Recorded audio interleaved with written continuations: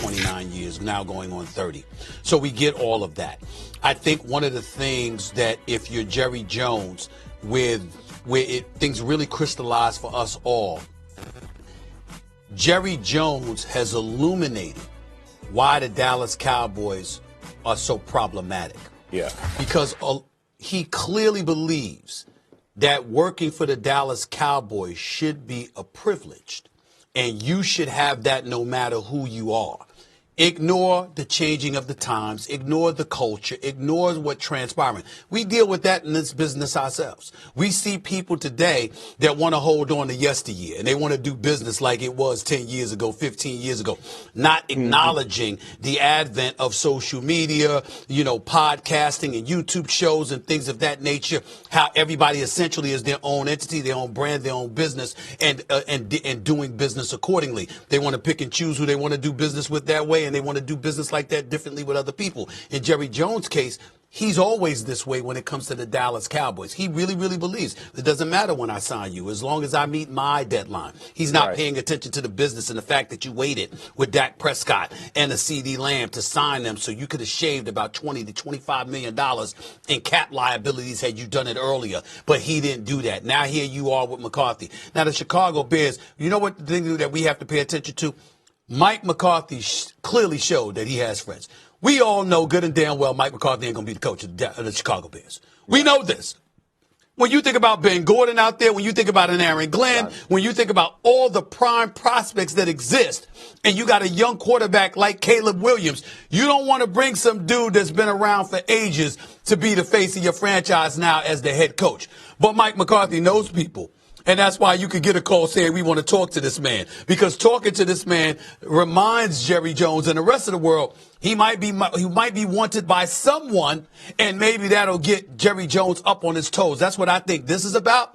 But I also think it's a shame that it has to get to this point, because the one thing that Mike McCarthy deserves, keep him or let him go. But all of this dancing around and trying to put the onus on his shoulders is completely and entirely unfair. Well, guys, you know who Jerry learned this style from is Al Davis. Now, see, you could do this when Al back in the 70s and 80s, when they had more talent, when they were littered with Hall of Famers. Right. Jerry could do this when he had Jimmy, but he didn't bother Jimmy. He got rid of Jimmy and still had some of Jimmy's players. Now he's still trying to operate in the same manner. And it's not going to work because the other teams have too many good players, just like the Dallas Cowboys, and they're better coached and they're better managed than the Dallas Cowboys. And Jerry doesn't understand that. Jerry thinks by some miraculous way, doing it his way. I don't care. I would be on my deathbed. I believe Jerry Jones would rather lose his way than win someone else's way. Yeah. Because time and time again, that's what he's shown, Stephen A. That's what he's shown Saturday. I'm not making this up. And if you look at the type of coaches that he normally hires, the Campos, the Changalis, the Wade, and I love Wade. Wade was my head coach. But Wade will step back and says, okay, Jerry, do it your way. You look at your Jason Garrett's, the Mike McCarthy. Look at every coach that he's hired, other than Bill Parcells, other than Jimmy Johnson, and you tell me which one of those guys actually stood up to Jerry and said, nah, Jerry, we're going to do it this way. Jerry, I believe this is the better way. So, hey, I'm the head coach of this football team. None of them, other than Jimmy and Bill Parcells. Jerry does not like that. And Jerry, Stephen A., you said something very interesting, and you're absolutely right. If Jerry Jones could get away not paying his players or making his players, instead of giving them guaranteed money, make them play on incentivized contracts because this is the Dallas Cowboys, he absolutely would. He absolutely would make them. He would absolutely make them play. This is the Dallas Cowboys. This is the Dallas Cowboys. Do you know the opportunity? You should feel privileged. Look at Tony Romo. You should feel privileged to be here. And by the way, I meant Ben Johnson. I've been Gordon. My apologies. But go ahead. Well, you're thinking of the NBA. We get it. I just have to say one more time, though, to not commit to him and then say, go test the waters. And then if you do that, we'll see what happens. We don't want you here is so weak. And so disrespectful, like a threat, like you're a bully. Yes. Grow up. No. It's such narcissistic behavior. I cannot stand stuff like that. 100% true. And the way spin the block, but when you come back, you wanted to test out there. You wanted to see what was out there. So clearly, this isn't where you want to be. That's right. And then to say it in front of reporters, I would never want to work for somebody like that. No. Can I get a little deep here? You know, Go ahead. Everybody knows I've got a good relationship with Jerry Jones. I got love for the man. I don't agree with every decision, and I certainly don't believe that he's done a good enough job, which is something I've told him to his face. But I will tell you this. I know so many players that he has looked out for on a positive level that I hate going where I'm about to go. You have others who he has not, they haven't had that relationship with him, that just look at his body of work and how he goes about. And dare I say they're uncomfortable with how he comes across. The bully on the block, the Dallas Cowboys are the privileged. Shannon Sharpe has spoken about this before. Shannon Sharpe looks like a prophet today talking about Jerry Jones. Because the manner in which you spoke about him, Shannon, and how you got on him, I was very reluctant to embrace that. But when you see how he conducts himself every time he's in a power position, you're willing to go against business sense just to flex. See, that's when you add substance and credence to every syllable you've uttered about him. And so as a result of that, on a day like today, when you see how he's talking and how he's handling yet another situation where he's in a quote-unquote power position, you find yourself reflecting on what Shannon Sharpe has said about him in the past, Jeff Saturday, and just saying, I stand down. I can't defend it. Absolutely. Don't do that to a guy who's been loyal to you for 5 years. Jeff, let me ask you this, though, spinning it forward. Do you think Mike McCarthy would be a good fit in Chicago with Caleb Williams? I don't. Here's the deal. If Mike McCarthy had his druthers, you stay in Dallas. I mean, you stay with that. Here's the thing. Coaching's not done in a vacuum. He goes to, and I know he knows the division with the Chicago Bears because of the Packers, but you're going to go face the Packers, the Vikings, and the Lions for the next 5 years. It's going to take time to get the Chicago Bears into that conversation. Where he's sitting now with Dak Prescott, they go get a running back and continue to kind of bolster their defense, starts playing the way they started playing at the end of the year. This team's back to 10, 11 type wins. You got Philly, Washington obviously made noise this year, but you're going to kind of see that. Going into Chicagoland, it's going to be a tough place to win, y'all. I don't care how good y'all think Caleb is and what he could potentially be. It's going to take time. He knows the landscape in Dallas. 5 years in Dallas. I'm staying in Dallas if I'm Mike McCarthy. Shannon?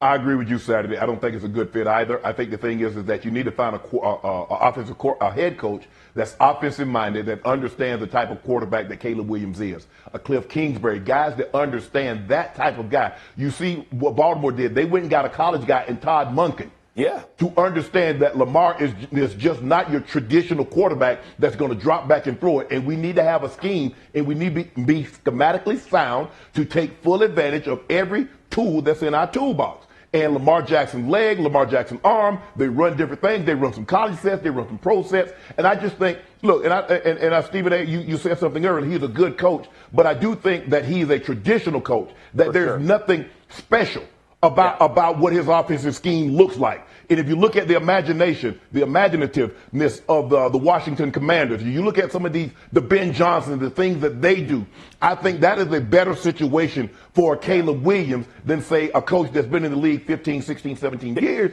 and he has a way of doing things a certain way. Yeah. Go ahead, Jeff. Go ahead. Yeah, let me just say this real quick. So I played under Mike McCarthy in Green Bay, and I would tell you this. From the Caleb Williams conversation, what McCarthy wants from his quarterbacks, and you saw it in Dak Prescott and how his game has progressed since he's been there. He wants everything done pre-snap. Mike McCarthy wants you to know where the ball needs to go before the ball is snapped. They're not going to use a ton of motion. They're not going to explode to a bunch of different sets. It's going to be very vertical, and he's going to try to push the ball down the field. But it's predicated on the quarterback in pre-snap stuff, as opposed to what Shannon's talking about with a lot of motions, movement, trying to get guys wide open and understanding kind of what that looks like, the dynamic of offensive coordinating. Mike McCarthy's way works. It has worked in Green Bay. It's worked in Dallas with Dak Prescott. They put up a bunch of numbers. But to ask Caleb Williams to do that, to your point, Shannon, I think finding a younger play caller that's more in tune with that, I would agree with that as well. Appreciate the football analysis. I certainly could not have provided that, but I'm a bottom line kind of guy. So let's get to the bottom line. When we look at Mike McCarthy, okay, how can we not look at Dak Prescott? I would say, first of all, to answer the question directly, of course he's a better fit in Dallas than he is. I don't want the young Caleb Williams having to learn from Mike McCarthy. Mike McCarthy has proven a lot of things in his career. He hasn't proven that. He did have Aaron Rodgers pretty much his entire coaching career in Green Bay. He comes to Dallas, he has Dak Prescott. Okay, that's the reality of the situation. Let's get that out the way. Now we have to look at the situation in Dallas, and we have to bring up Dak Prescott. Do y'all know that Dak Prescott, in his first 4 years in the NFL, he made $4.9 million. He didn't miss a single game. Over the last 4 years, he's made $243.7 million. He's missed 26 games in 4 years. I'm looking at the fact that 31% of the time, Mike McCarthy hasn't had Dak Prescott as his quarterback because he's been injured. Certainly, he can't help that. Dak Prescott can't help that. It's football. It happens. I'm not blaming anybody for it. I'm simply saying, when I watch Caleb Williams get slaughtered, when I see the Chicago Bears needing to build an offensive line, needing to be more innovative with their play calling, I definitely think younger. I definitely think about somebody like a Ben Johnson. When I think about somebody that can relate to players and what have you, I think about an Aaron Glenn. I'm thinking about other guys like that. I don't want to hear about Mike McCarthy in Chicago. That's not the way to go. Prioritize protecting your quarterback, buffer that offensive line, take care of the quarterback first. If you take care of the quarterback with your offensive line and his development, you go a long way towards finally being successful if you're the Chicago Bears. You can't do that by bringing Mike McCarthy on. In the second hour, we got to move it forward. But McCarthy still has 174 wins. That's 13th in NFL history. Let's get to your team, Pittsburgh, Stephen A. They did not end the season on a high note, losing 4 straight as they head into wild card weekend, facing a matchup with the division rival Ravens in Baltimore. Jeff, I'll start with you on this one. What can Russell Wilson do to save his job as a starter? Yo, this is a crazy question to me. What do you mean? What? He can't catch it. But I understand Russell Wilson has limitations, but Russell Wilson is not the reason that the Pittsburgh Steelers are losing games. His number one receiver had 0 yards. He had 1 catch, 0, and I think it was 5 drops. It was not Russell Wilson's fault they can't compete in that game. Russell Wilson has done everything he needs to do to continue to be their starter. They have to build around him. They need more explosive plays in the running game, and that includes backs that are more explosive. They need to have more explosive receivers to help alongside Pickens, and when he's having that kind of day, get somebody else that can help him. There's a lot of areas the Pittsburgh Steelers, and by the way, I'm not saying this last week because they played pretty well on defense last week, but the weeks before, the defense that this team is based on didn't play well. To lay all this on Russell Wilson is ridiculous. He has not done anything to lose the job of starting quarterback in Pittsburgh. I don't understand the question, to be honest with you. Shannon?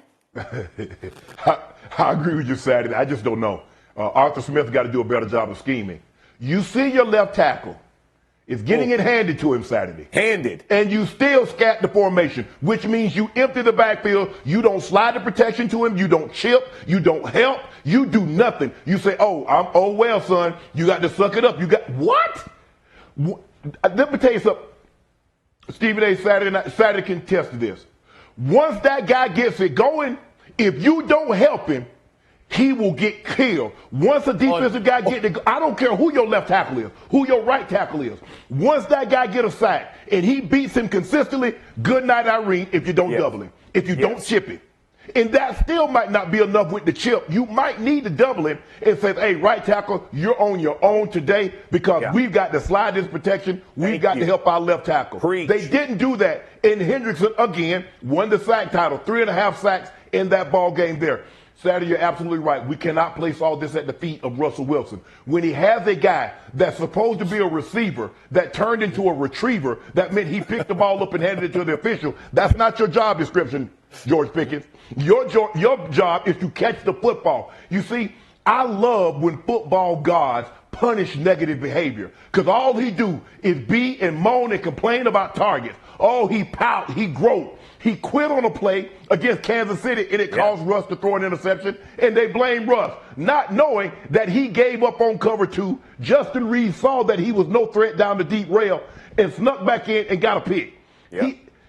Mike Tomlin need to do something about it. He need to get a hold of this behavior, Stephen A., because I see it too much from the receiver position. We saw it with George Pickens. We saw it with Deontay Johnson, AB, Claypool. There's a reoccurring theme that Mike McCarthy, you're either coaching this or you're condoning this. But we're not going to put this at the feet of Russell Wilson today. Nope. Not today. We can't put it at the feet of Russell Wilson today based on what y'all are saying, because I don't disagree with a single syllable that y'all uttered. But this is why, even though we appreciate the brilliance of your football knowledge, it helps to have a scribe as a part of the mix so I can bring it home to the layman out there for y'all, okay? Nobody is saying that Russell Wilson is to blame. You're asking the question because what you're asking is he good enough to overcome the maladies that exist around the franchise? You know, when we look at Lamar Jackson, even though we need to see more from him in the postseason, he's so electrifying that there's a lot he could cover up in terms of what Baltimore was lacking throughout the years. We saw what Patrick Mahomes has done with the absence of Tyreek Hill. We know they ain't had no receiver in Kansas City that's equitable to Tyreek Hill. Not in your life. But they're the reigning two-time back-to-back champions. Why? Because Patrick Mahomes can make up for some things. We saw Stephon Diggs and Gabe Davis leave Buffalo. Well, how they looking with Josh Allen as their quarterback? That's all we're asking. When you're asking the question about Russell Wilson, that's where you're coming from, Jeff Saturday. You're looking at it from the standpoint, not blaming him because of what you pointed out, both of you pointed out about, you know, what Pickens is lacking, AB and all of these other guys. Here's where it gets interesting, and I'll throw this back to y'all. Steelers, for some reason, historically have found all-world receivers from a talent perspective. Head cases, no doubt. So my point to you, Jeff Saturday, question. I would throw this to you this way. Do you throw the wide receivers coach out of the building, right, and get somebody else that is going to make sure to avoid having head cases, but that man was elite at finding the talent at the position? Or do you pick the talent and deal with the head cases? Because ultimately that's the decision that the Steelers are going to have to make, because Mike Tomlin, no matter how much he has tried to deal with it and ultimately replaced guys, no matter what, you still find guys at these positions that are relatively problematic inside and outside the locker room. I would say it this way. There's a whole lot more wide receivers out there that you could put on the field that'll help your team win than quarterbacks like you're talking about. You name three guys who are fair dudes, right? Who are dudes. There ain't many. God didn't create many Lamar Jacksons. God didn't create many Josh Allens, right? But I was just using it to crystallize your question, Jeff. I was just using it to crystallize your question. In other words, I was saying we're not saying that Russell Wilson is bad. We're just saying that's what you need. That's all I'm saying. You. But in my opinion, Russell Wilson can carry your team to where you want them to go if you build the guys around him that do compete, that do fight, that do challenge week in and week out. He can be that guy. Again, they're limited in the backfield. They're limited at wide receiver. And this is not a knock on Najee Harris or Warren. These guys are good, but they're not Bijan Robert. They're not the difference makers that you're talking about, especially at the wide receiver. And as good as Pickens is, he still hasn't shown you that he's consistent. And so you have to have some consistency at that position to allow your quarterback to look good. And Shannon, your point about tackles and about players. I watched Jonathan Ogden, who may be one of the greatest left tackles of all time. I watched Dwight Freeney hunt on that dude. And let me tell you, I don't care how good you are. To your point, once your head gets spinning and you're thinking, I mean, I can't tell you how many offensive linemen I've heard come to the sideline. I can't block them. And I'm churching it up as nice as I can say it. But they're like, somebody help me. Slide my way, send protection my way, chip my way. Do something, because when you just go, hey, be better, that does not work. It's no different than a receiver beating on a DB or vice versa. At some point, you got to throw some help a guy's way. They did not do a good job of that. To answer your question, Stephen, you remember saying that you had a Patrick Mahomes. When Patrick Mahomes received, was dropping all those balls, how did Patrick Mahomes look? Yeah. He didn't look great, but he found a way. No, they lost five. What, they lose 5 games, 6 games last year? What about when Patrick Mahomes was in the Super Bowl and he didn't have no line to protect him like Russell Wilson had the other night? Remember Tom Brady in Super Bowl against the Giants when they hunted? Yeah. They bam on you enough. I've been around the game too long, Stephen A. When them guys start hunting, I don't care who the quarterback is, he's going to get gun shy. And when he gets gun shy, that's all I need. That's all I need. All right. Saturday night. Stephen A., you said, should we get another? One more thing, Molly. Stephen A. said, should we get a receiver coach? No. What you need to do is that when they exhibited negative behavior, I don't care if they had 150 yards. You punish negative behavior. Because what you do with a child, if a child misbehaves, my grandpa used to always tell my grandmother, you never reward negative behavior. If that child show out, you don't get him ice cream, you don't get him a toy. You address it and let them know that's not the behavior that we're going to have. Yep. Absolutely. Pittsburgh at Baltimore, that's Saturday, and the Ravens are favored by 10. Oh, yep. 10. 10, Good double God. digits. I don't even blame that. I was in Baltimore a few weeks ago. I don't blame them one bit for that line. Duels, Baker Mayfield in the wild card round, but which quarterback does Stephen A. trust the most? That answer is ahead. Jimmy Bucket suspended by the Miami Heat. We'll get reaction on what this message sends to the rest of the league. If only I had my favorite NBA report. There he is. Oh. Perfect timing. Windy. Hair's perfection. Not one out of place. It appears to be nearing its end. Butler, who led Miami to the NBA Finals in 2020 and 2023, was suspended 7 games by the team Friday for conduct detrimental to the team, one day after indicating to the Heat that he would like to be traded. Here to help us break it all down alongside Stephen A. and Shannon Sharpe, the one and only Ryan Windhorst. Wendy, so great to see you. Happy New Year. I like the tie, Wendy. I like the tie. I know, a little pop of color. We love it. And we'll be talking to you a lot more as the NBA season heats up here. Wendy, what do you make of this Jimmy Butler suspension and this whole situation? Yes, well, this is very simple, actually. It's very simple and old-fashioned, and something that the Hall of Famer here and Mr. Smith completely understand. This is about money. There's side issues. There's certain things about the system and you know, feelings and everything that are involved. This is about money. Last spring, at the end of the Heat season, Pat Riley sat down in front of the cameras and said, we're not extending Jimmy Butler's contract. He has 1 guaranteed year left, 1 year on an option. Jimmy Butler wanted his contract extended. Bottom line. Now, he's 35 years old. You can debate about whether or not the Heat should have extended his contract after he had a year last year where he missed a lot of games, including their playoff series, but he wanted it done. And once the Heat made that decision, we were, in one way or another, probably on to this path.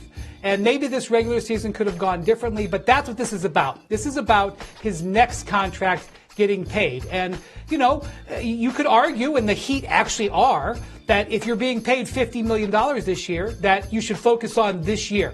And that's a reasonable position. And certainly if I was advising Jimmy, I would have advised him to try to have an incredible year. But that's not how Jimmy has decided to go.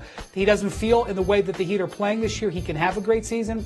And so here we are. Now, we have a big problem here because Jimmy Butler isn't going to extend with any team. And so because teams know that, they're offering the Heat right now the poo-poo platter. There is only one team that is ready to pay Jimmy Butler exactly what he wants, and that is the Phoenix Suns. And you know why that's fascinating, Molly? Because of the 29 other teams that are out there that could trade for Jimmy Butler, the team that he wants to go to, which is Phoenix, is the team that has the hardest time trading for him. Ain't just that the way that it goes in life. And so that's where we're at. We're at a genuine stalemate. I don't know how it's going to play out. The Heat are preparing internally for this to last past the suspension. Not because they've got some sort of sinister motive, but because they know what offers they've gotten and they stink. And so that's where we're at now. Wendy, Stephen A., you and I just had a conversation. You don't reward negative behavior. I am not let Jimmy Butler mope and pile around and then acquiesce and give him what he wants. He's been injured. He's 35, and you want me to give him he'd be in line for what, Wendy? A 3-4 year deal at probably $150-160 million? No, bro. You missed too much time. And you're right. Phoenix want him, but they've given up all their assets to get KD, to get Bradley Beal, who now seems to be on the out.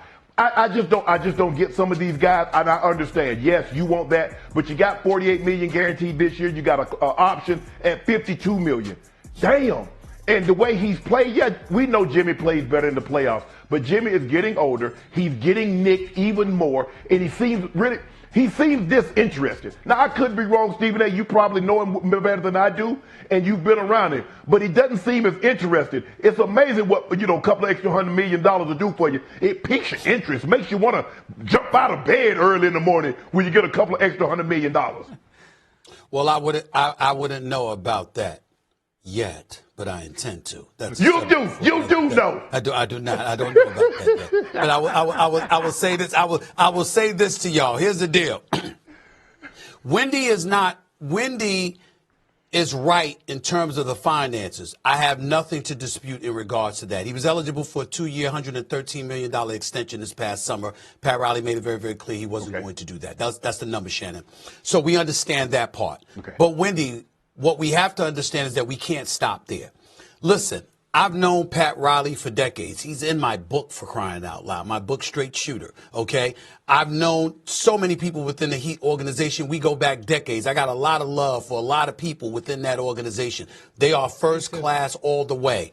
But let's understand that while we're acknowledging that, that doesn't mean that Pat Riley is perfect. And I am not blaming him. I don't want it to come across as blaming him for Jimmy Butler, because there's stuff that comes with Jimmy, too. That same attitude that we want to lament, Shannon, however, is the same attitude that had him going to Philadelphia, be a dog in the fourth quarter. I mean that complimentary in the fourth quarter, and definitely come playoff time and stuff like that. Remember, they had Ben Simmons there scared to shoot the damn basketball, even though it got worse after Jimmy departed. But you had Joel Embiid there and all of this other stuff. And Jimmy was willing to be deferential because Brett Brown let him know that you the man when it really, really counts outside of Embiid. And then the Philadelphia 76ers were chirping about whether or not they could control him or not. And should we invest, in Tobias Harris? And Jimmy said, bump it. I'm out. I'm going to South Beach. And what did he do? He goes to South Beach and he carries them to 2 finals in his first 4 years. We can't ignore that level of contribution. Why is that relevant? Because if you're Pat Riley,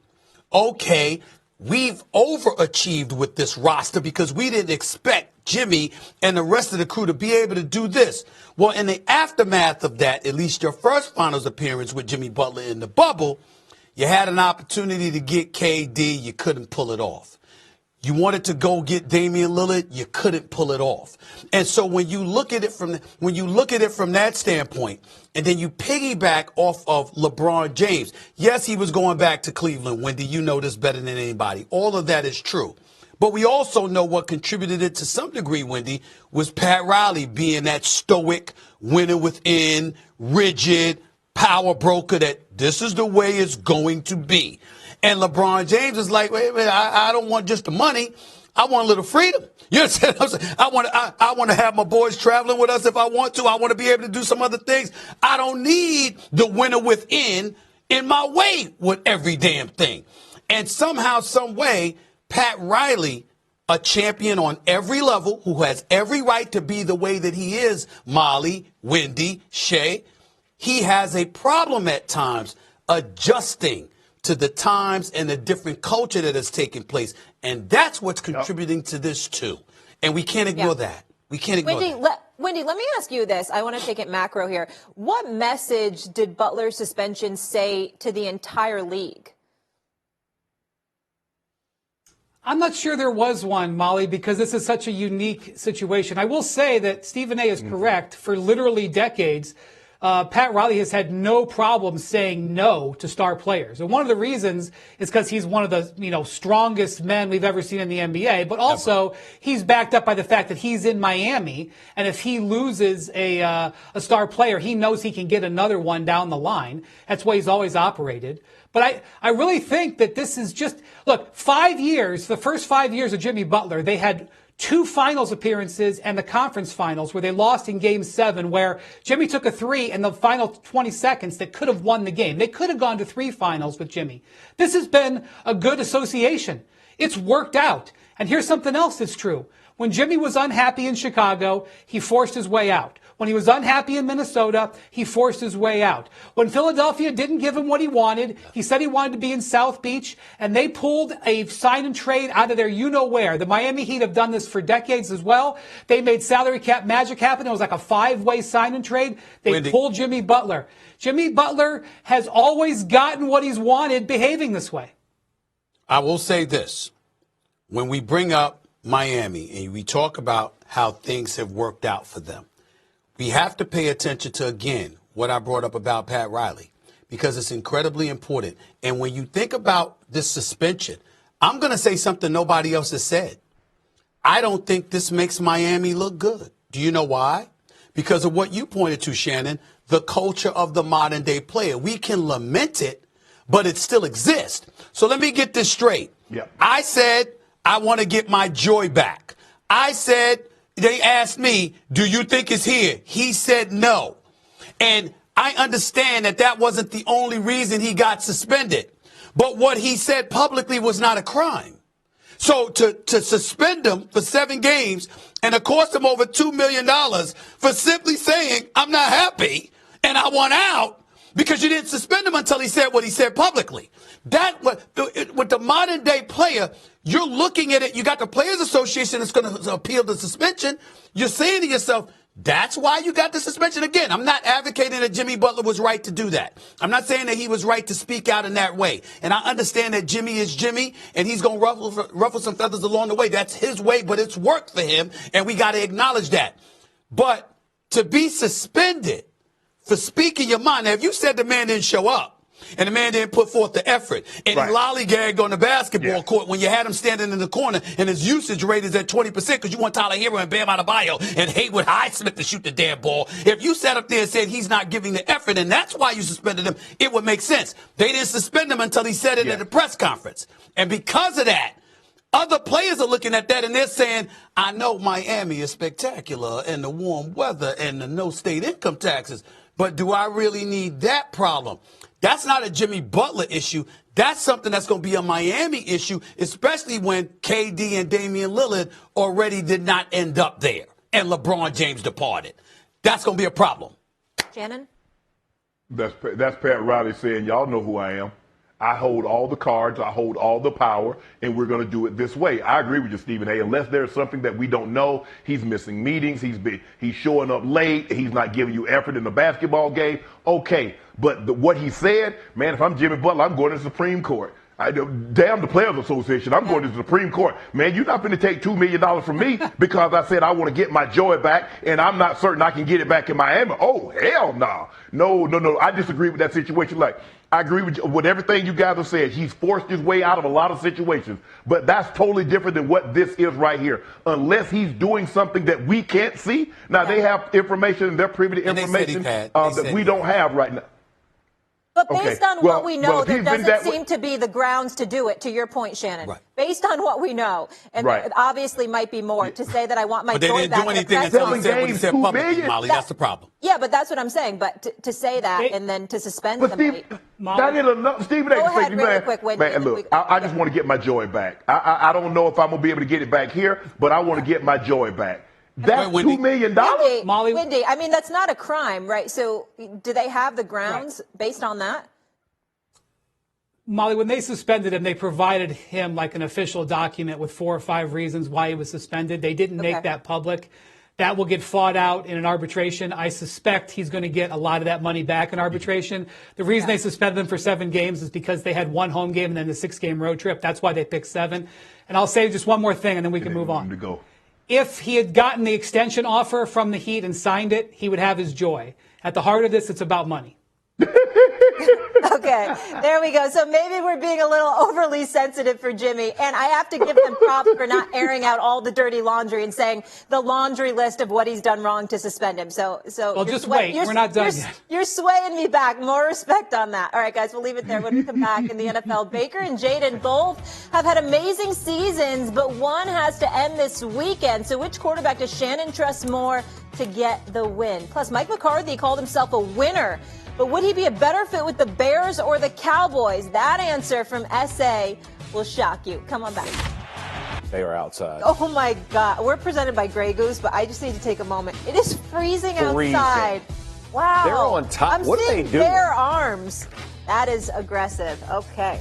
All right, let's get to the NFL. Jaden Daniels visits Baker Mayfield and the Bucs in the wild card round this weekend. It's a rematch of Week 1 where the Bucs came out on top, but the Commanders appear to be a much more formidable team this time around. Baker Mayfield and Jaden had strong seasons, both ranking in the top 10 in completion percentage and passing TDs, with Baker setting a career-high 41 touchdowns.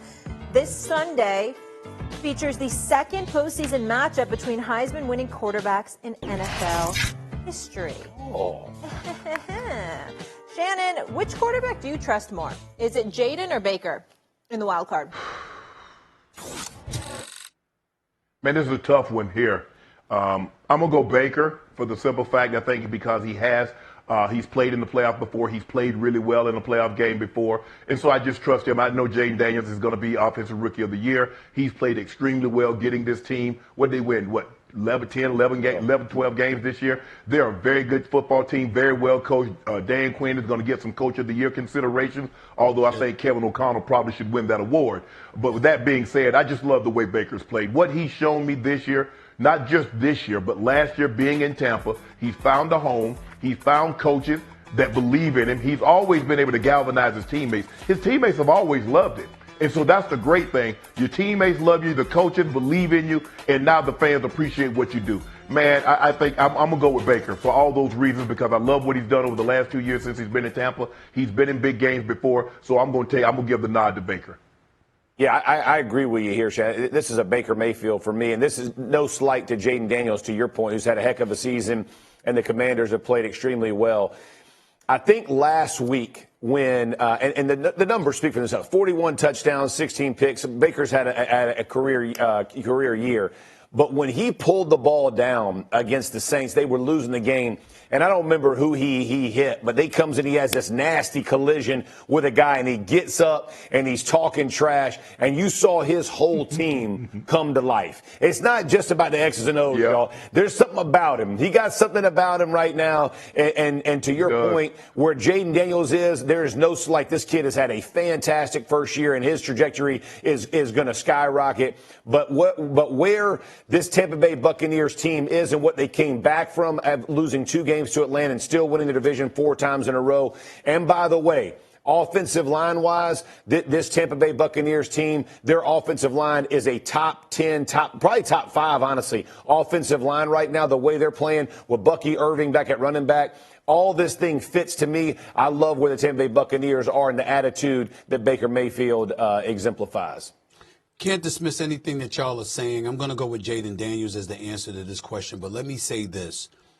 We would be doing Baker Mayfield a disservice to just talk about, the good season that he has had. This is a kid that has resurrected his career. Yeah. And when you consider the adversity that he had coming out of Cleveland, when he was in Carolina, we thought he was done. His career was probably over. What he has done to turn his career around, his life around, that's a story that at some point in time we're going to be seeing on 30 for 30 or something. I mean, this dude, he deserves a lot more love than we're actually giving him, and we're giving him love now because he deserves it. He really, Baker Mayfield he's been great. But here's why I'm going with Jaden Daniels, the running ability. When we talk about Lamar Jackson, we talk about the dual threat that he is. We mention him, and then we mention Jaden Daniels, who's just a rookie. The man's got 3 touchdowns. He's got 3 game-winning touchdowns on his resume. I mean, when I'm looking at him right now, ranked second in the NFL with 12 touchdown passes in the fourth quarter and overtime, I'm thinking about the 3 touchdown passes coming on the final play of a game. I'm thinking about him being a rookie and putting up the numbers that he has put up, and then you take into account his ability to run with the football. See, when I think about Baker Mayfield, I got to think about Mike Evans. I got to think about cats like that. Not that you ignore McLaurin and with the Commanders. I get that. But we've seen Jaden Daniels make plays with his legs when all else failed. It's not that Baker can't do that, Baker Mayfield, because we know he can do it, but not like Jaden Daniels. Not like the Lamar Jacksons, the Jaden Daniels, people like that. it's a different dimension to them. Josh Allen. And when I think about the playoffs, I think that's going to be needed. And that's where I am with Jaden Daniels. You're just talking about comparing two guys throwing the football, pick it.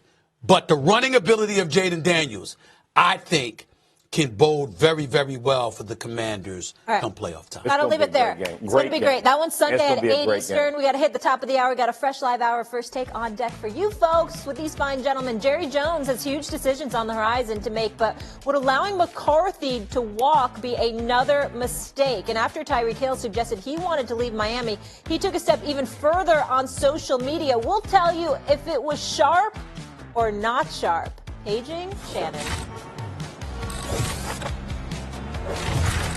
It's $10 Tuesdays at KFC. Every Tuesday, grab 8 pieces of hot, juicy Kentucky Fried Chicken for just $10. Butter my biscuit, that's a good deal. Get a taste of $10 Tuesday, only at KFC. Taxes was waiting and wondering and worrying. Now Taxes is matching with a TurboTax expert who does everything for you. Who can do your taxes in a day. So you can get up to $4,000 instantly. Now this is Taxes.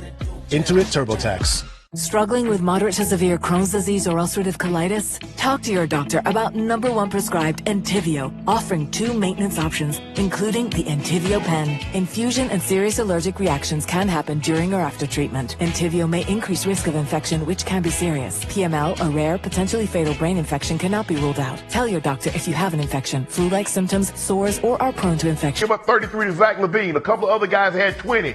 And you're right, because he's playing these guys. Here it is, it's barely into the new year, and guys playing 40, 42 minutes. Come on, bro, you better back some of the minutes off so you guys have some decent legs, because they're going to have no legs. Maybe you get past the first round, it all depends on the matchup. But he's playing these guys too much. But Karl Anthony Towns, Ant-Man is finding out, man, I sure wish I had Cat. I miss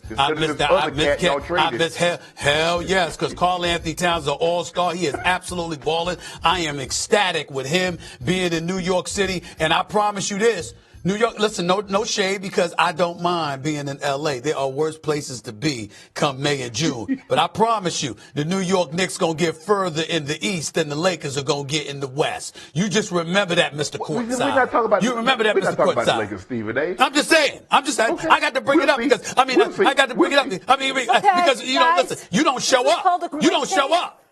Guys, it's called a quick take. We just missed the quick part. I enjoyed the take. That was him, Molly. I was just unconcerned about his concern. Okay. Dominique's here just sitting here waiting for you. Come on. Geez. Stephen A. say, sometimes it's quick, sometimes it's not. It's live.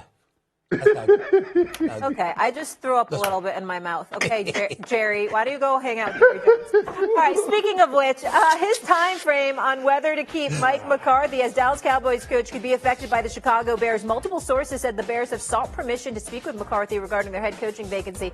A source told Adam Schefter that the Cowboys have yet to respond to that request. McCarthy's contract expires Wednesday, but the Cowboys hold exclusive negotiating rights through January 14th. After that, McCarthy would become a coaching free agent. McCarthy hasn't lost confidence in himself, however. I don't like to talk about myself that way, but I'll just be clear. I'm a winner. I know how to win. I've won a championship. I won a championship in this building, and that's who I am. So, and we'll see where it goes. Sometimes you just got to remind folks who you are, Stephen A. Yes, you do. No doubt about it. And I'm not even saying that he's wrong, but he didn't remind everybody. That was a long time ago. That's now 15 years ago that he won that Super Bowl, so let's get that out the way. He had Aaron Rodgers in his prime, and for pretty much for the entirety of his tenure in Green Bay. Let's not ignore that. We also can't ignore what I brought up about Dak Prescott being down about 31% of the time due to injury since Mike McCarthy has arrived. And he didn't miss any games the 4 years prior to Mike McCarthy's arrival in Dallas, but has missed 26 games since Mike McCarthy has arrived. All of those things play a role, and still he's had 3 consecutive 12-5 seasons before they nosedived this year, which was the worst in Mike McCarthy's career. I think he's entitled to say what he said. And I don't think that he needs to be viewed in the same light as the Belichicks and Parcells and even the Andy Reids of the world and stuff like that.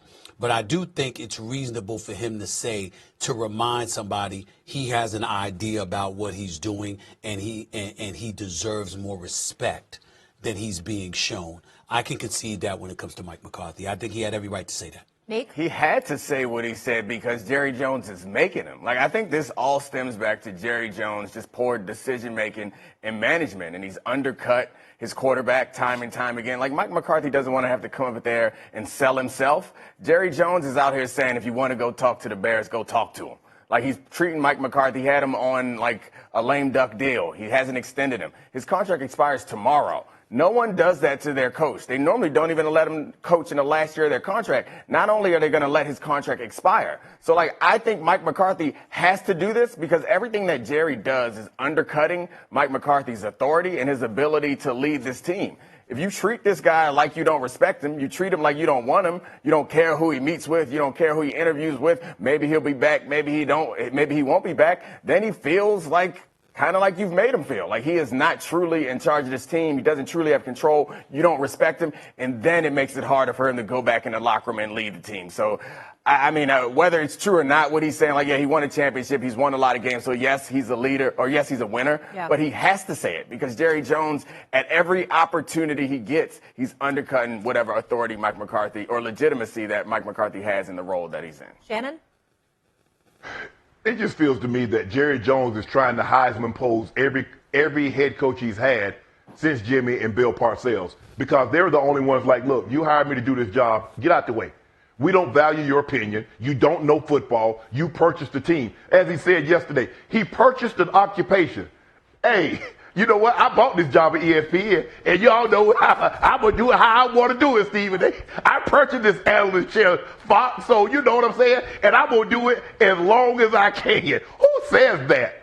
Who says that if Mike McCarthy wants to go talk while he's still in my building, he can go talk? But we'll see how that works out. No, but you don't do that, Jerry. Just because you have the power, we understand, Jerry, you are the king of all things Dallas related to the Dallas Cowboys. We get that. You don't have to, every time you open your mouth, let us know you're the authoritative figure. And that's all you want to do. You want to let everybody know. But it's funny, you know everything, but you didn't know Cooper Rush had $500,000 in his contract if he were to start that last game. And somehow, magically, the last game, you didn't want to see a Trey Lance at any point in time. Not after Dak got hurt, not after the 11th game, not after the 13th game, the 17th game of the season. Hey, Mike, let's see what we got in Trey. I didn't even know Cooper Rush had $500,000. That's something that the agent put in there. Well, you the general manager. The agent put it in the contract. You proofread the contract and let everybody know what's going on. The way you have everything bad, I don't wish bad on anybody, but when the Cowboys lose, as long as Jerry there, thank you. He keeps undercutting his team, and that's the thing that drives me nuts. Like, undercutting the potential of, like, their success. Like, we talk ad nauseum about how they didn't spend any money this offseason to make the team better, but he still has expectations that are high, and he says he's all in. We talk about how every time his quarterback is up for a new deal, he takes it towards the end of the contract and kind of treats him like he may not be their franchise quarterback. He allows the players to talk bad about the quarterback in public, doesn't reprimand anybody. He brings the coach out and is like, go coach wherever you want to coach, do whatever. And then he continues to undercut whatever culture that this team has by having a guy who has in his contract the clause, a backup quarterback. Jerry explained it pretty well. The backup quarterback has that clause in his contract for exactly what happened. Like, if you play a certain percentage of downs because of injury, you're no longer the backup, you're the starter. So we're not going to pay you like a starter, but we're going to give you a little $500. It's not even that much money. We're going to give you a little $500. And Jerry Jones is like, nah, I'm going to undercut the culture of this organization every way I can because I want to be a reality show, because I want to give them something to talk about. Like, it's frustrating. You're absolutely right with everything that you're saying, but with the last part, I don't believe he views it as undercutting the culture. I think he believes he is the culture. Yeah, so that's his mentality. Yes, that's the problem. So everything comes with them. And then I'm watching him this year, one thing after another, one senseless comment after another, one discombobulation after another. And I'm watching this guy. And I'm saying to myself, Jerry, what are you doing? Because we knew you wanted the attention, but now it's really not about the Cowboys. It's about you, because you're making decisions that are against the best interests of the Cowboys. Yeah. And how does that make sense? And then you're looking at him and you're scratching your head. And then it brings me to thinking about his children. Because, see, for me, I don't care what old curmudgeon individual you find. I have never met any human being that doesn't have a soft spot when it involves somebody. And usually it's their children. It's a child or an abundance of children that has this influence. So it does have me looking at Stephen Jones and others and going like this. Do you see what your daddy's saying? Do you see what your daddy's doing? Y'all cool with this? You know, you understand that this is undercutting him. You understand that this right here makes no sense. You understand how he's looking. And months ago, or weeks ago, Shannon was here for this, Don, but I don't think you were. I was talking and I brought up Joe Biden and how I thought that, he had lost it, right? And then they talked about, God rest his soul, his son Bo that had passed away. And one of the things they kept saying during the whole presidential run was that if Bo was alive, certain things wouldn't have happened. He wasn't having it because everybody knew he had that kind of influence with his daddy. All right. I'm looking for that person that has that kind of influence with Jerry. And it seems to be no one. And I find that hard to believe. That's what happens when you deal with narcissists and narcissistic behavior, that everyone around you is a yes man. And that's what the problem is. Yeah. Well, Molly, I'm talking about there's always even with the narcissist, there's always somebody that's your soft spot. And usually it's one of your children, if not several of them. And to see him doing these things, like at some point you got to grab him. Dad, stop.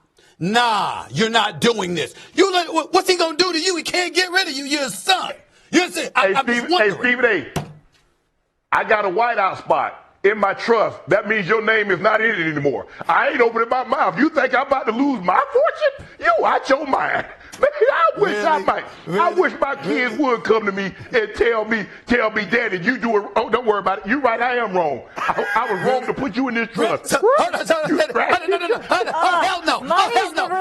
Shannon, you telling me, Shannon, you would do that? Your kids came to you and they said, Dad, you're wrong. We disagree with you. You write them off. You write your own kids off, Shannon. That's what you're saying? No, because you know why, Stephen A.? Because I'm not that kind of authoritative figure. I do take advice from others. I don't feel I'm the smartest guy in the room, and I like to think that I've surrounded myself with people that will tell me what I need to know, not what I want to hear. But that's not the case with Jerry Jones. Jerry Jones, you're not going to tell him what he's doing or what he's not doing, because Jerry Jones has made it abundantly clear. He runs everything with an iron fist. Yeah. There's a reason why Stephen and Jerry Jr. and Charlotte, they don't butt in. I mean, they might, well, Dad, I don't know if I do it that way. I ain't interested in all of this. I'm interested in going to break, getting on the phone and calling your kids and say, your dad write you up? Would your dad write you up? Would your dad write you up? That's what I'm interested in finding out. When he writes you up, I'm just checking. No, they good. They good. They good. I appreciate it. I think Dom got a clause in his contract where he might do something like that. I wouldn't put that past Dom. I know one thing. If I got a bonus and y'all start colluding to keep me from getting that bonus, that'd be a damn problem. Like the culture around here would erupt. Like my little measly couple dollars, you're going to be like, you got $1 billion. I can't get $500,000 for doing my job. Not just a gift. Like.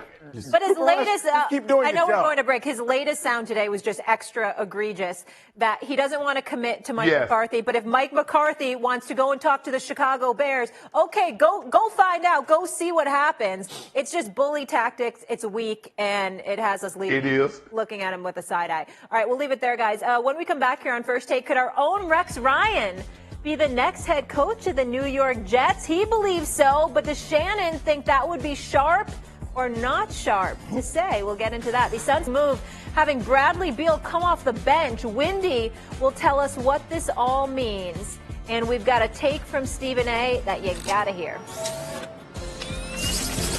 So I'm going to say it's not smart. I'm going to say it's not sharp. This is very smart. Then they had to go on foot. This was very, very sharp. He did it again. I said sharp. It was sharp and smart. I would say smart. Shannon Sharpe. Sharp or not sharp? It's not like you never heard that name before. It is your name. I'll mess up my own segment. It's my second favorite segment on this show now. And Can I it's ask a called question real Sharp quick? or Not Sharp. Yeah, go ahead, S.A. Shannon has a very big head. Why would we feel the need to superimpose his head on the photo? Yeah. Like, why would you do that? Why would we do that to him? It's naturally big. Why You make me a understand? caricature?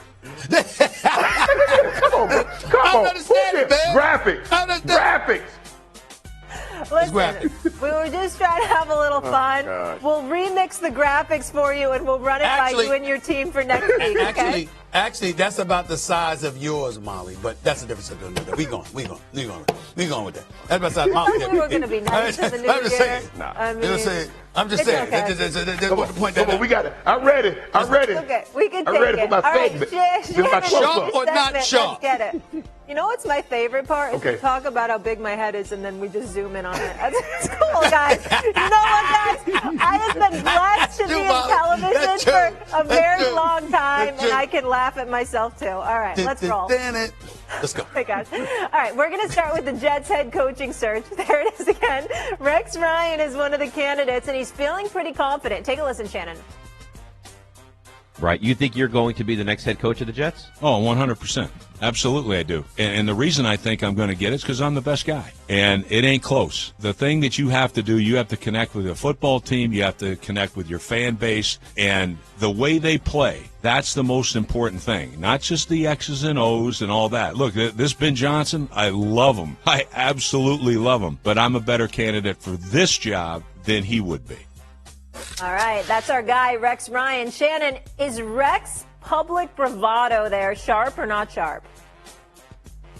That's why this is sharp. This is why he's perfect for the job, is that the bravado in what you have to have in New Yorkers. You know, all New Yorkers think they're better than everybody else. I work with two of them on a daily basis, Monday and Tuesday. I'm just saying, that's just me. That's just my observation. I'm not saying it's true or untrue, but I'm just saying I work with two of them, Fox. We work with two of them occasionally. I don't know, but that's just me. Yes, sharp.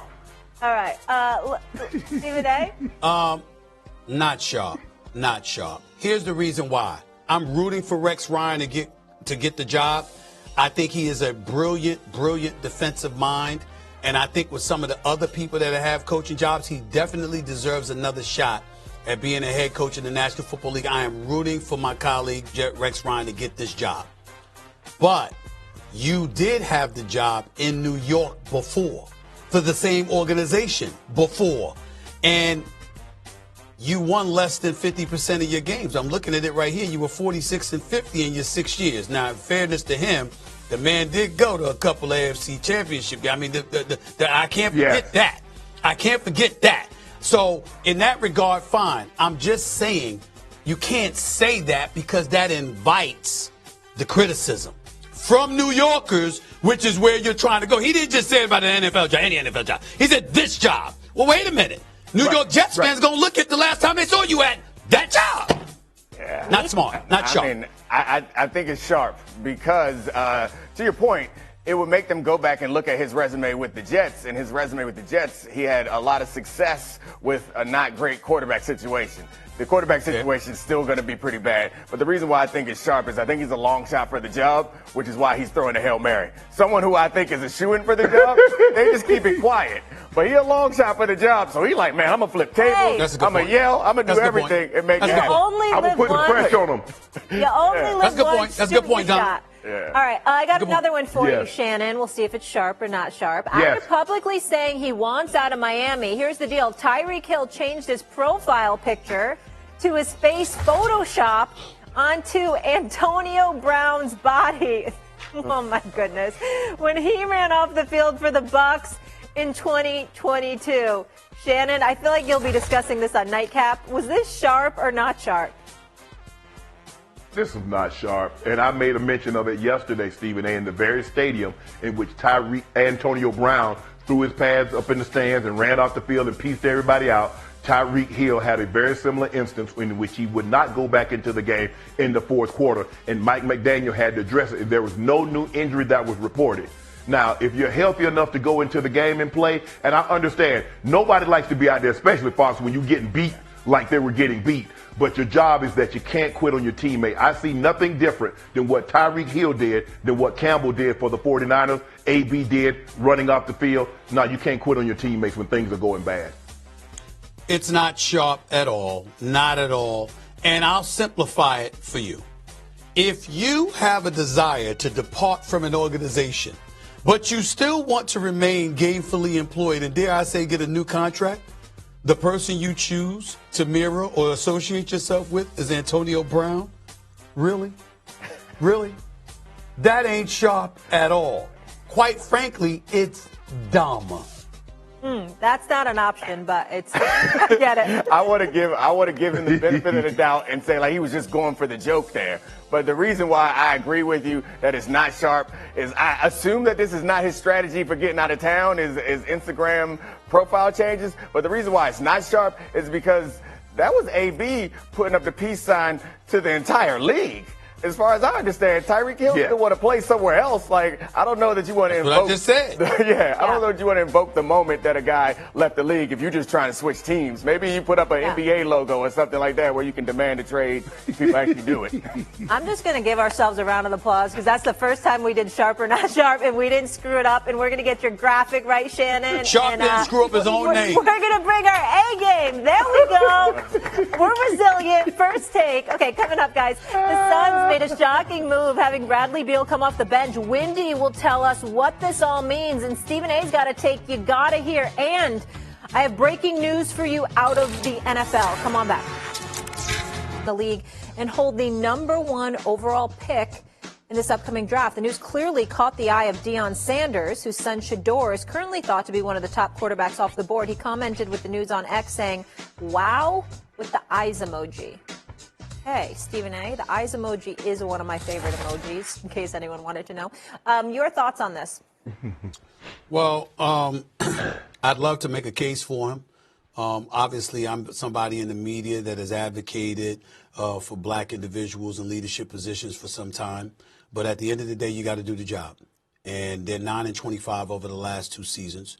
He was the GM in his first year there, elevated his role, expanded his role to executive as well as GM this past season, and they've had their worst season in years. They finished 3-14 after going 6-11 the year before and losing Mike Vrabel. So you knew heads were going to roll. We can create questions about ownership and do they know what they're doing, and I understand that. I don't have a problem with them keeping Brian Callahan because this was his first year, and we know Will Levis, Mr. Mayonnaise himself, was a disaster on too many occasions, costing them games. So we certainly can't ignore that. But in the end, like I said, we want Jeff. We want opportunities. We want equal opportunities. But when you get that opportunity, you got to do the job. And what you can't do is go in the wrong direction. You might stay still. You might be a bit stagnant or what have you, and you just might need more time to do your job. But when you go in the wrong direction, sometimes a decision has to be made.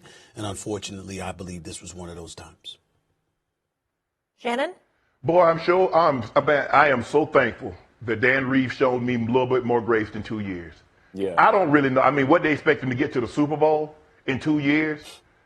I mean, it's like, I don't get this, Jeff. They say, well, we want to see a turnaround. But damn, turnaround doesn't always happen instantly. Yeah, we'd like to see a situation where you get a Jim Harbaugh, he comes in and boom, lightning in the bottle. They have a very good quarterback, a top 5 quarterback in Justin Herbert. They have a lot of pieces. You look at Khalil Mack, you look at Derwin James, you look at Joey Bosa. They got pieces. They had 2 first-round picks, but Slater was a first-round pick. They take Joe Alt, the running back, J.K. Dobbins, and they come back and they play well.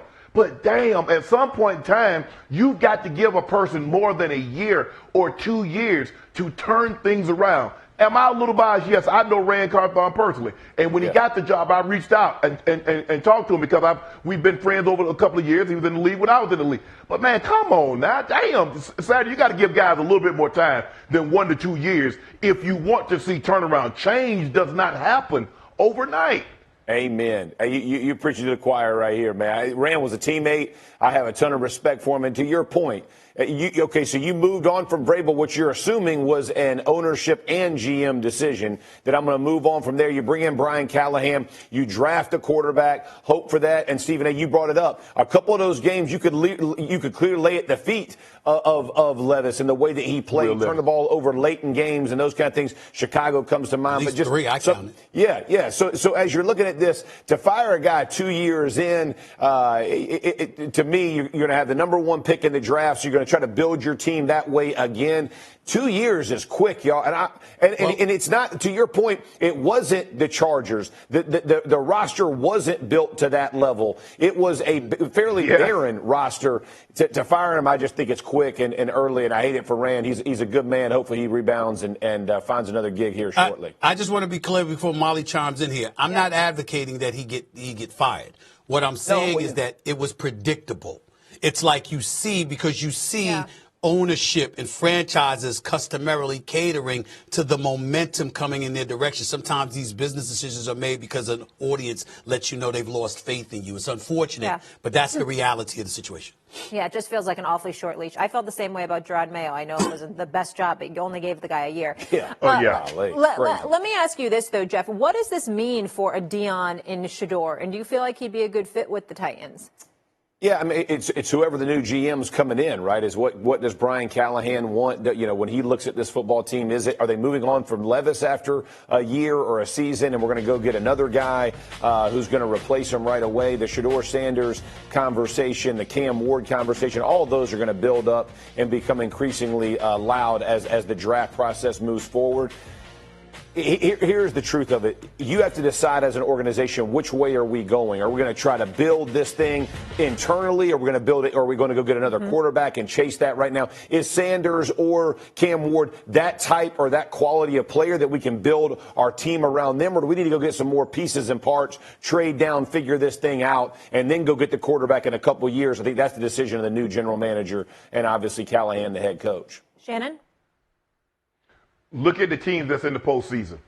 They got very good to great quarterback play. The only quarterback that you can only obviously say that they only got good quarterback play was probably the Pittsburgh Steelers. But if you look at all the other teams, Saturday and Stephen A., they got very good to great quarterback play. Yeah. Now, the days of, Saturday, when you first got into the league, bring your run game, bring your defense, and you can go far in the playoffs. That's no longer true. You better have exemplary quarterback play because he's the guy that touches the ball every time, and teams are going to force him to make plays because he's the one guy that you cannot hide. I can hide every other position on the field. If I got a weak offensive lineman, I can slide the protection. I can have the back chip his way out. If I got a weak corner, I can go shell coverage. I can protect it.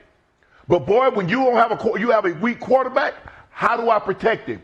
Because they'll make you one-dimensional. They'll force you to throw the football, take away your run, and force you to throw the ball. You need that position more than anything. And so all things being equal, I think Travis Hunter is the best player in the draft. But I'm not taking Travis Hunter number one overall because he can't impact the game enough like a quarterback can. Well, I'm not gonna debate this. I'm just gonna give it back to you guys by asking you both a simple question because you would know the answer to this better than me. We just finished lamenting giving up on a GM after 2 years. Obviously, in Gerard Mayo's case, giving up on a head coach after 1 year. What do you do after 1 year seeing Will Levis? Right. I agree. I'm asking. I don't just move on. This is the same situation I thought about in Carolina. Like it takes time for these guys to figure out what the NFL looks like. Most of the things that happen with are poor decisions, late things happening to him, mind isn't processing it quickly enough. All of that takes time to figure out. I wish it was as easy as Jaden Daniels made it look. Or Bo Nix made it. It's just not that easy. It's difficult for most players. So I'm with you, Stephen A. I don't just go move on. I try to figure out and see if I can put pieces and parts around him. Kind of that Jefferson, Addison, put some real players, put a good offensive line in front of them and see how these guys can do. Think about all the retreads. The Baker Mayfields of the world, the Sam Darnold. Everybody thought they were terrible. These guys are taking teams to the playoffs. They didn't just all of a sudden. It takes time to figure this out, and they got good players around them. It matters. Shannon? The question is, if you look at those situations, they went to teams that had that already in place. I don't know if you're going to have enough time to put that around a Will Levis. So with that being said, and you mentioned Saturday, it's the decision making. He makes poor decisions. It's not. I mean, how do I get that? How do I get that out of him? You throw the ball into a roll corner. You do it one week, Stephen A., and you saw Callahan come off the court like, what the F are you doing? I asked myself that question as I'm tweeting. What the F was he doing? Because I didn't know either. Well, I just think the question is that when you evaluate it, Stephen A., do you believe Cam Ward or Shedeur Sanders will be better? Are their ceiling higher than Will Levis? Right. Well, the reason I asked the question also is because from an analytical perspective, football-wise, y'all are not only gifted at giving that, but it's important because I want you to know that as a reporter, here's what we'll see. We won't see what you just broke down as football players. But what we will see is the interception, the final product, a fumble. You know, you holding on to the ball too long, throwing the ball underhanded. And then here's what we pay attention to.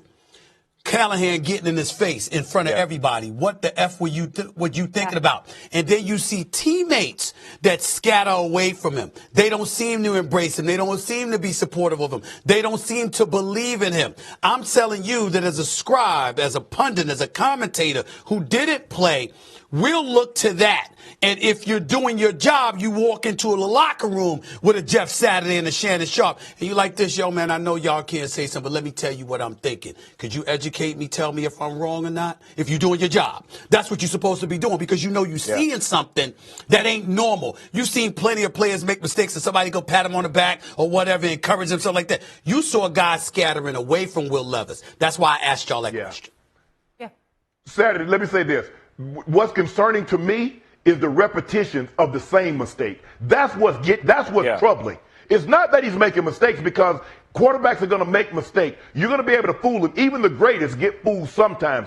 But he keeps making the same mistake. He's turning the ball. He's giving up points on his own possession. You definitely can't do that. A turnover is one thing. But when you're creating points for the opposing team on your possessions, that's really bad. So that's what's troubling to me with Will Levis. But I didn't love it that much coming out of college. I'm just going to say Too much mayonnaise, like Dan Olave. Too much mayonnaise. With the mayonnaise. I played with a guy who threw 26 interceptions, still holds the record with it. He's in the Hall of Fame now. Molly, do you know why? Be patient. Do you know why I've been fixated on that, Molly? Why are you obsessed with mayonnaise, Stephen? Because with the Tennessee Titans stinking up the joint week after week after week, tell me one Thursday, one Sunday, one Monday where you ain't see that damn mayonnaise commercial with Will Levis split like he meditating with the mayonnaise bottles that in his legs hanging on top of that. Every single time you saw that damn commercial. Hey, get those checks. Let him get I'm just saying, it ain't his fault. It ain't his fault with the commercial. But damn, you would think they wouldn't run it. I use an avocado mayonnaise that I highly recommend. Lord. Yeah, avocado. Commercials. Oh, my goodness. Here we and go. I'm not getting paid. That's just a pro tip. Now you eating healthy crap. Coming up, the Suns made a shocking move having Bradley Beal come off the bench. Wendy will tell us what this all means, and we got to take from Stephen A. You got to hear. Also moved Yusuf Nurkic to a reserve role. So a lot happening there in Phoenix. Wendy back here with us. Wendy, how did the Suns save their season? Well, Molly, let me put those rumors about Beal to rest. They absolutely are trying to trade Bradley Beal. And one of the cardinal rules of sports, certainly in basketball, but across the board, is you never devalue your players, your assets. You never do anything bad to make them seem less valuable, especially when you are about to trade them. So they put him on the bench. Now, you may say, why would you do that? If you're trying to trade a player, why would you put him on the bench? And that's because, guys, this situation is bleeped. And the reason it's bleeped is because the way they trade Bradley Beal is because he's got one of two no-trade clauses in the NBA. One is LeBron James, one is Bradley Beal. The only way they can trade him is if he says, I'm okay to be traded. So instead of trying to build him up, they have to violate the cardinal rule and put him on the bench. Now, I know that there was schematic reasons why they did it, and Mike Budenholzer tried to explain, but they're basically trying to make him feel unwelcome in Phoenix so that he will waive that no-trade clause. The player they want to trade him for is Jimmy Butler. but the Heat don't want Bradley Beal. So the only way for the Suns to get Jimmy Butler is to find a third team that not only would take Bradley Beal, because he's got 2 years and $100 million and is playing so poorly that they've got him coming off the bench. And then that team that would maybe take him has to take him where Beal would waive the no trade clause. And all of this doesn't even take into account that Kevin Durant has 1 year left on his contract. And if they can't thread that needle, then you have to start worrying about that on the horizon. Can we be honest about something? Nobody gives a flying frog's fat you know what about the Phoenix Suns. We don't care. The fact of the matter is, when you look at the Phoenix Suns, we know that Devin Booker's a stud, and he appears to be a life in Phoenix. They love him dearly. He's the prodigal son. That they got a superstar in Kevin Durant, who is a superstar, and they got a guy in Bradley Beal that they don't want, and most other teams wouldn't want because they don't want to pay him the number that comes associated with him. And it's not just because of what they believe to be his absence of production, is because I think Bradley Beal can play. The problem is he's been perpetually injured, and he hasn't really played in too many meaningful games in Phoenix Suns history. Now, if you guys would remember, far be it for me to bring this up, but I was called the clown by Mr. Kevin Durant, if you recall, early in November, because I had the temerity, the unmitigated gall to point to his leadership as lacking.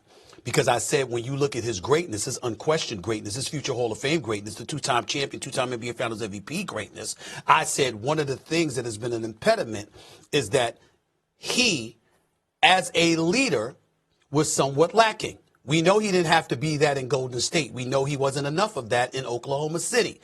Clearly wasn't enough of that in Brooklyn. Well, Shannon Sharpe, I want to throw this out to you while Wendy is looking on. Shannon, did you know that since Kevin Durant said that about me, they were in the throes of a 7-game winning streak? Do you know what Kevin Durant's record is in Phoenix since that time? They are what is it? Seven. They are 8-17. That is their record. They are 9 games under 500. Now, there were some games he missed, or there was games Bradley Beal missed, or there were games Devin Booker missed. They haven't been on the court together. But the reality is that when you look at them, they just don't have it. Why do they want Jimmy Butler so bad? Because they need a rough rider in that locker room, Wendy. Am I lying? Just nod your head, because you know I'm not. They need a rough rider. They need a Shannon Sharpe type dude that's going to hold cats accountable. That's saying it's not just about my skills. It's not just about my greatness on the court. It's about me establishing a culture where we're committed to winning and making sure that we're exhausting every means and every measure to make sure we're maximizing our collective potential. That's not what's happening in Phoenix. And they're looking at owner. The owner ain't going to blame himself. You've got James Jones and those brothers. You know they know what they're doing in their front office. You know Mike Budenholzer knows what he's doing as a head coach. So what are we able to look at? We're able to look at 2 elements of the Phoenix Suns. Number one, they're soft. Nobody's scared of them. They believe that you can engage in physical play with them and you could submit them to some degree. That's number one. And number two, who's the culture changer? That's why they want Jimmy Butler so bad, which goes back to the point. Evidently, this clown has an idea of what he's talking about when he talks about lack of leadership. And I'll leave it at that. Man, look, I never thought they had enough defense. The guys that we mentioned, Bradley Beal, Devin Booker, and KD, at some point in time in the last 5 years are always nicked, and they miss significant time during the season. I never really considered them a championship team. I don't now. It's going to be interesting with Jimmy Butler and his abrasive style. How does that mesh with Kevin Durant and Devin Booker? If the trade were to happen. All right. Assuming Kevin Durant wants to stay, which is what Wendy alluded to. Fair enough. All right. This one is to be continued, folks. Wendy, appreciate you. We'll talk to you soon. Coming up, someone has a bone to pick with the number of games the NFL has, and is it becoming a problem? Find out who next.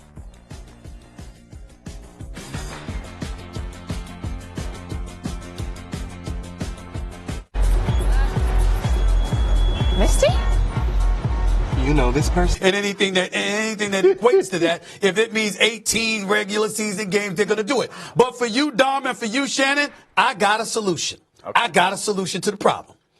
Go ahead with the 18 games regular season schedule. But don't allow any player to play more than 17 in a regular season game. You got a 53-man roster. You got a practice squad. You, as a coach, All right, quick. No. Okay, if it increases the roster, that's fine. Stay with me. I'm just saying, let's find out how many damn coaches they have.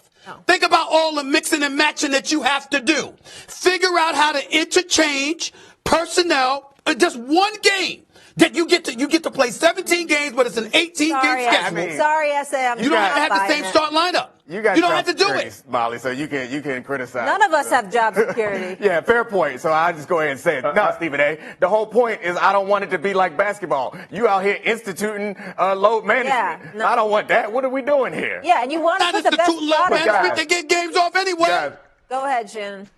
Can I share something with you? Even when it was 16 games, when team had home field sold up, they rested. We did it. A lot of other teams do it. But, Dominique, the only way that you can increase revenue is to give them more games. They've already got every product, every advertiser, every sponsor is already attached to the NFL. So the only way you can increase revenue is by what? Adding more games, because guess who wants those games? The Netflix would love to have it. The Amazons would love to have it. That's just the way it is. I don't believe you need to increase the roster by 5 to 7 guys. But hey, Dom, I'm living proof. I'm living proof, Dom. I'm living proof. I took a couple of days off. You filled in great. You see what I'm trying to say? You know who needs more money? You were Listen great. to me. Shannon, you too, Teachers. You don't always need more money. You don't always First responders need more. Beautiful people, and welcome.